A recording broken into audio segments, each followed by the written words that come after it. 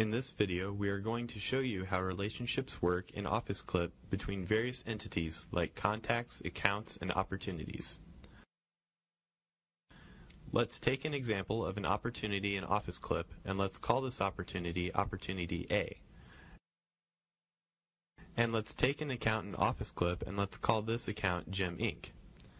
To make this a little more interesting, let's assume that this is a real estate company which is using OfficeClip.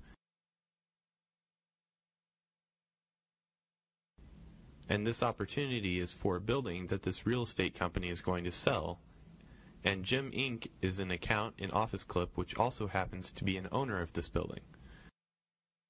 So we show it as the owner. Now let's make another account in OfficeClip called Max Law. We are going to show Max Law as a legal entity which will represent this building.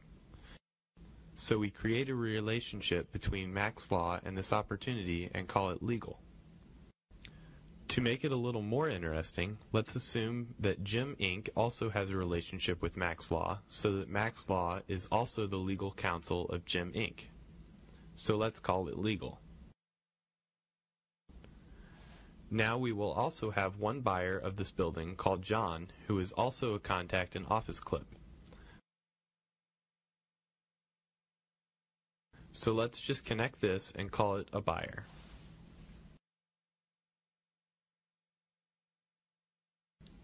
Now we will add another contact here to show a relationship between this contact and the buyer, and we call this contact Mary. And we say that Mary is an agent of John. So we see here that we have two contacts, two accounts, and one opportunity, and they have some relationships with each other. So in OfficeClip, whenever a user goes to this opportunity, this building, they will be able to see the owner of this building, the legal counsel, and the buyer as three relationships. They can also navigate from one relationship to the other relationship, like from building A to John, and can see the relationship of John with his own agent.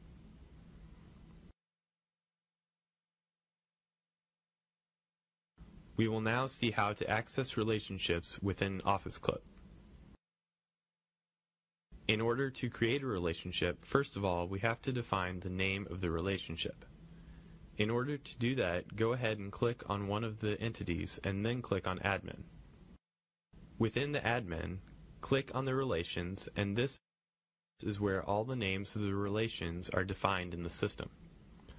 To access the relationship, we need to go ahead and click on one of these entities. Let's click on Opportunities. And we see here there is an opportunity called Building A. We get into the detail of Building A, and then we click on the relation.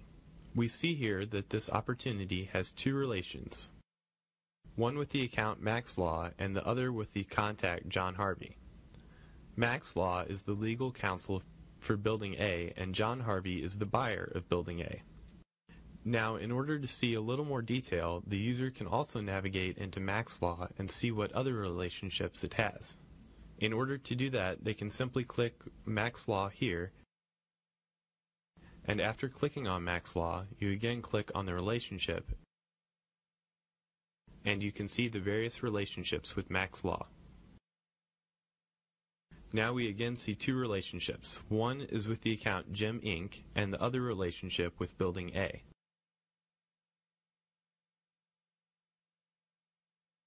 Now we have already shown here that we have a contact called John, which has a buyer relationship with the opportunity Building A.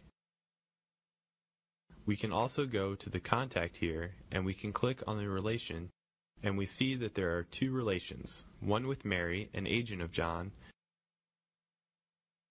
and the other one saying that John is a buyer of Building A. So we see that using the relationship module, a user can navigate from one relationship to the other relationship to get a complete picture of the opportunity.